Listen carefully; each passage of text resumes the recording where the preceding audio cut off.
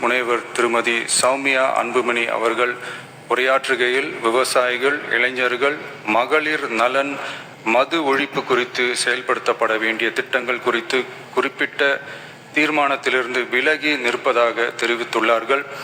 மகளிர் பாதுகாப்பிலிருந்து தவற எந்த அரசு இம்மியளவும் இடம் தராது.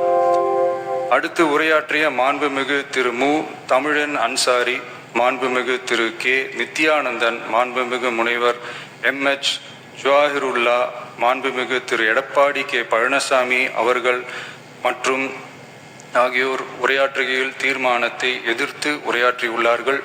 எதிர்க்கட்சி தலைவர் வெளிநடப்பு செய்துவிட்டார்கள். மாண்புமிகு திரு எஸ்.பி. வேலுமணி அவர்கள் தீர்மானத்தை ஆதரித்து உரையாற்றியுள்ளார்கள்.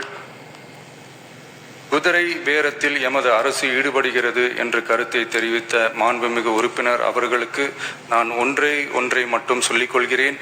இந்த அரசு குதிரை வேகத்தில் செயல்படுகிற அரசே தவிர குதிரை பேரத்தில் ஈடுபடுகிற அரசு இல்லை என்பதை ஆணித்தரமாக தெரிவித்துக் கொள்கிறேன். நம் தமிழ்நாட்டின் முன்னேற்றத்திற்கு உழைத்த தலைவர்கள் வழிகாட்டிய கொள்கைகளிலிருந்து இம்மி அளவு விலகாமல் நிச்சயமாக இந்த ஆட்சி நடைபெறும்.